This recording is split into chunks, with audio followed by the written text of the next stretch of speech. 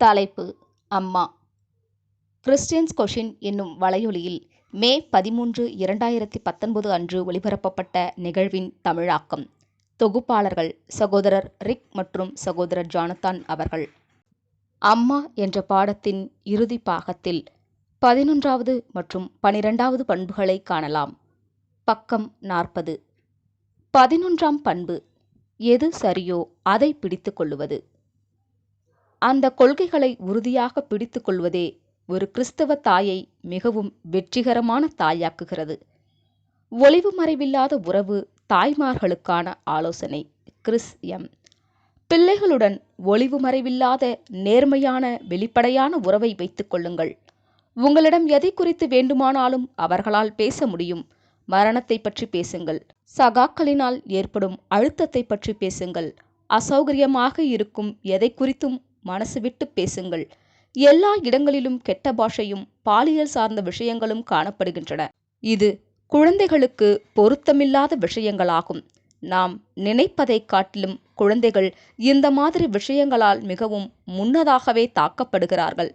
எப்படி இருந்தாலும் அவர்கள் அந்த மாதிரி விஷயங்களை கேட்கத்தான் போகிறார்கள் எனும் சூழல் இருக்கும்போது, தவறான பார்வையில் பொல்லாத விதைகள் அந்த பிள்ளைகளின் மனதில் வேரூன்றி கொஞ்சம் கொஞ்சமாக அவைகள் அவர்களுக்கு சாதாரணமாக தோன்றுவதற்கு முன்னதாகவே இவை அனைத்தை பற்றின கிறிஸ்தவ கண்ணோட்டத்தின் விதையை அவர்களின் மனதில் விதைத்திடவே நாம் விரும்புகிறேன்.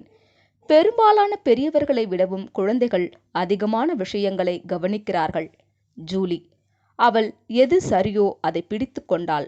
மேலும் பிள்ளைகள் எல்லாவற்றையும் ஒளிவு மறைவின்றி பேசுவதற்கான சூழலை ஏற்படுத்தவும் அவள் விரும்புகிறாள். அதனால் தாயிடம் எவ்வித தயக்கமும் இல்லாமல் அவளுடைய மகளால் பேச முடியும். தாயிடம் மனம் விட்டு பேசலாம் எனும் அளவிற்கு அவள் பாதுகாப்பாய் உணருவாள். சரியானதை கற்றுக் கொடுங்கள். மேலும் இதே வழியில் மற்ற பெற்றோர்களையும் ஊக்குவித்து உதவிடுங்கள். 12ஆம் பண்பு: தேவனிடம் தன் பிள்ளையை ஒப்படைப்பதற்கு மன விருப்பத்துடன் இருப்பது. நீதிமொழிகள் 22ஆம் அதிகாரம் 6ஆம் வசனம். பிள்ளையானவன் நடக்க வேண்டிய வழியிலே அவனை நடத்து. தாய்மைக்கான உதாரணம்: யோகெபேத் ஒரு திட்டத்துடன் இருந்த தாய். யோகெபேத் மோசேயின் தாய். ஒரு வியத்தகு சவாலை எதிர்கொண்டாள். யாத்திராகமம் 1ஆம் அதிகாரம் 22ஆம் வசனம். அப்பொழுது பார்வோன் பிறக்கும் ஆண் பிள்ளைகளையெல்லாம் நதியிலே போட்டுவிடவும் பெண் பிள்ளைகளையெல்லாம் உயிரோடே வைக்கவும் தன் ஜனங்கள் எல்லோருக்கும் கட்டளையிட்டான். அவள் அப்பிள்ளையின் உயிரை காப்பாற்றுவதில் தைரியத்தோடு செயல்பட்டாள். யாத்திராகமம் 2ஆம் அதிகாரம் 1 முதல் 10 வசனங்கள். லேவியின் குடும்பத்தாரில் ஒருவன் லேவியின் குமாரத்திகளில் ஒருத்தியை விவாகம் பண்ணினான். அந்த ஸ்திரீ கர்ப்பவதியாகி ஒரு ஆண் பிள்ளையை பெற்று அது அழகுள்ளது என்று கண்டு அதை 3 மாதம் ஒளித்து வைத்தாள். அவள் அதை அப்புறம் ஒளித்து வைக்க கூடாமல் ஒரு நாணற்பெட்டியை எடுத்து அதற்கு பிசினும் கீழும் பூசி அதிலே பிள்ளையை வளர்த்தி நதியோரமாய் நாணலுக்குள்ளே வைத்தாள். அவள் ஞானமாக தன்னுடைய துணிச்சலான திட்டத்தை செயல்படுத்தினாள். அதற்கு என்ன சம்பவிக்கும் என்பதை அறியும்படி அதன் தமக்கை தூரத்திலே நின்று கொண்டிருந்தாள். அப்பொழுது பார்வோனுடைய குமாரத்தி நதியில் ஸ்நானம் பண்ண வந்தாள்.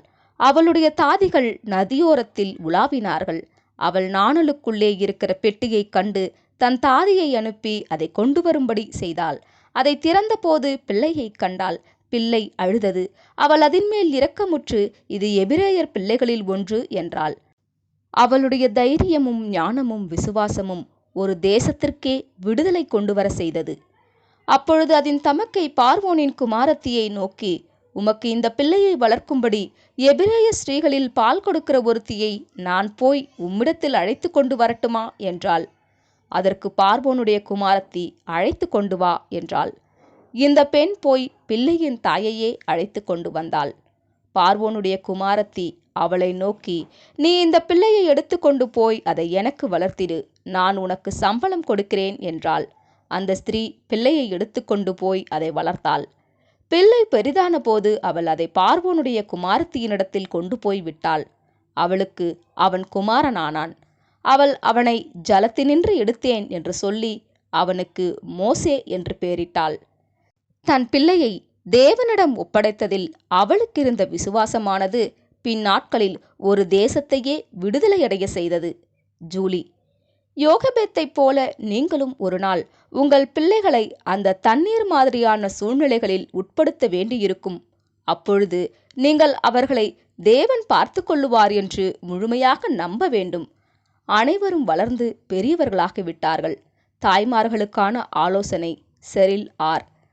இப்போது என்னுடைய பிள்ளைகள் பெரியவர்களாகி திருமணமும் ஆகி சொந்த காலில் நிற்கும்போது அவர்களுடைய தாயாகிய நான் அவர்களுடன் இன்னும் தொடர்புக்குள் இருக்க வேண்டும் என்பதே என்னுடைய குறிக்கோளாக இருக்கிறது.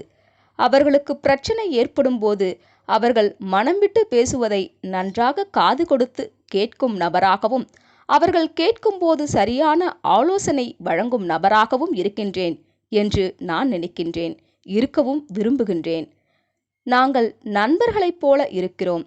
அவர்கள் வளர்ந்ததைப் போல அவர்கள் மீதான என்னுடைய அன்பும் வளர்ந்திருக்கிறது. அவர்கள் பெரியவர்களாகிவிட்டார்கள். அதற்கு நான் மதிப்பளிக்கிறேன். நான் அவர்களை எனது மாம்சீக குடும்பமாக மட்டும் பார்க்கவில்லை. நிச்சயமாக அவர்கள் எவ்வளவுதான் வயதானாலும் சரி, அவர்கள் எப்போதுமே எனக்கு குழந்தைகள்தான். ஆனால் கூடுதலாக அவர்கள் என்னுடைய ஆவிக்குரிய குடும்பத்திலும் ஓர் அங்கமாக உள்ளனர். அவர்கள் ஒவ்வொருவரும் இப்போது தனிப்பட்ட விதத்தில் கர்த்தருடனான உறவிற்குள்ளாக இருப்பதற்காக நான் மிகுந்த நன்றியுள்ளவளாக இருக்கின்றேன். மேலும் அதில் அவர்களை நான் ஊக்குவிக்கவும் செய்கிறேன். மேலும் அவர்களின் தாயாகிய நான் பொறுமையிலும் மற்றும் எல்லா நன்மையான காரியங்களிலும் ஒரு முன்னுதாரணமாக இருப்பதற்கு முயற்சி செய்வேன். அவர்களுக்கு நிபந்தனையற்ற அன்பை கொடுக்கவும் அவர்களின் பார்வையில் கண்ணியமாக மூப்படையவும் முயற்சி செய்வேன். பெற்றோர்களுக்குரிய முக்கியமான பாடம். முக்கியமாக இக்கட்டான சூழ்நிலைகளில் பெற்றோர்கள் தங்களது பிள்ளைகளை தேவனுடைய மேற்பார்வையினிடமாக திருப்பிவிட முயற்சிக்க வேண்டும். இந்த செயலை செய்வதற்கு விசேஷித்த தைரியமும் விசுவாசமும் தேவைப்படுகிறது. ஆனாலும் அதனை ஈடு செய்யும் அளவிற்கு விசேஷித்த ஆசீர்வாதமும் பின்னர் அருளப்படும். ஜூலி: 3 தாய்மார்களும் தங்கள் ஆலோசனையை பின்வரும் வகையில் நிறைவு செய்கின்றனர். சுய பரிசோதனை. தாய்மார்களுக்கான ஆலோசனை. சிறு குழந்தைகளின் தாயாகிய ஜூலியா பின்வருமாறு கூறுகிறார்: நான் அவர்களை தேவனிடமிருந்து கிடைக்கப்பெற்ற பரிசுகளாக நினைக்கும் போது அது என்னை மிகவும் மனத்தாழ்மைக்குள்ளாக்குகிறது. மேலும் நான் ஒரு சிறந்த தாயாக இருப்பதற்கும் அவர்களை தேவனுக்கென்று வளரச் செய்வதற்கும் என்னை உந்த செய்கின்றது. எல்லாவற்றிற்கு மேலாக இது ஒரு மிகப்பெரிய பொறுப்பாகும். ஆனால் அதனோடு ஏராளமான சந்தோஷமும் ஆசீர்வாதங்களும் கூடவே அருளப்படுகின்றன.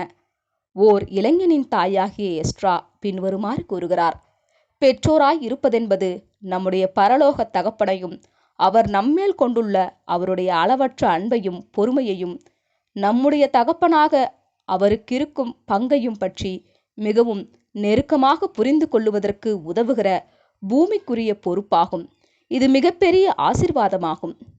பெரிய பிள்ளைகளுக்குரிய தாயாகிய செரில் பின்வருமாறு கூறுகிறார்: பிள்ளைகளை வளர்த்தி எடுக்கும் ஸ்லாக்கியம் எனக்கு கிடைத்ததையும் அது நிமித்தமாக எனக்கு கிடைத்த மாபெரும் பொறுப்பையும் கர்த்தரிடமான எனது கணக்கையும் நான் அனுதினமும் நினைவுபடுத்திக் கொள்கிறேன். நாம் ஒரு தாயாக இருந்தாலும் சரி, இல்லாவிட்டாலும் சரி, இந்த வார்த்தைகள் அனைத்தும் உண்மையில் நமக்கும் பொருந்தும். நாம் எல்லோருமே நம்மை சுற்றியுள்ள குழந்தைகளை வளர்ப்பதில் பங்கு வகிக்கிறோம்.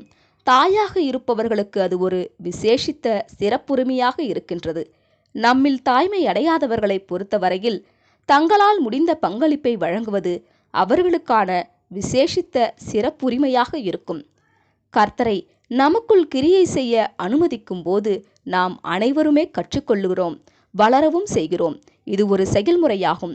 நாம் அனைவரும் வெவ்வேறு அளவிலான உலகத்தின் மீதான விரக்தியிலிருந்தும் அதிருப்தியிலிருந்தும் வந்தவர்கள். வந்தபோது நாம் கிறிஸ்துவின் சமாதானத்தை கண்டடைந்தோம். ஆனால் நாம் அங்கேயே உட்கார்ந்து விட முடியாது. நாம் வளர்ந்து கொண்டே இருக்க வேண்டும். இல்லையேல் நமது விசுவாசம் செத்ததாயிருக்கும். நாம் பலவீனமாக இருக்கும்போது அது மற்றவர்கள் உங்களை நியாயம் தீர்ப்பதற்கு வாய்ப்பளித்துவிடும். ஆனால் அதே சமயம் அது தேவனோடு ஆழ்ந்த தொடர்புக்குள்ளாக வருவதற்கும் குணம் அடைவதற்கும் வழிவகுக்கும். ஆழமான வகையில் தேவனோடு இணைவதென்பது மிகவும் மதிப்புமிக்கதாக இருக்கும். ஜூலி: தேவன் நம் அனைவரையும் ஆசீர்வதிப்பாராக. நம்முடைய வாழ்க்கையில் நம்மை சுற்றியுள்ள தாய்மார்களுக்கு கவனம் கொடுத்து அவர்களுடைய அசாதாரணமான வேலை, அர்ப்பணிப்பு மற்றும் தியாகம் என்பவைகளுக்காக அவர்களுக்கு நன்றி பாராட்டுவோமாக. அந்த குழந்தைகளை வளர்த்தெடுக்கும் சந்தோஷத்தை நாமும் பகிர்ந்து கொள்ளுவோமாக. குழந்தைகள் பெரியவர்களாக வளர்வதை பார்க்கும்போது அது நம்முடைய வாழ்வில் ஒரு மாபெரும் சந்தோஷத்தை கொண்டு வருகிறது. அதுவே பெற்றோருக்கும் தாய்மைக்கும் உரிய பாக்கியமாகும். ஆமேன். இத்துடன் அம்மா என்ற பாடம் முடிவுற்றது. ஆமேன்.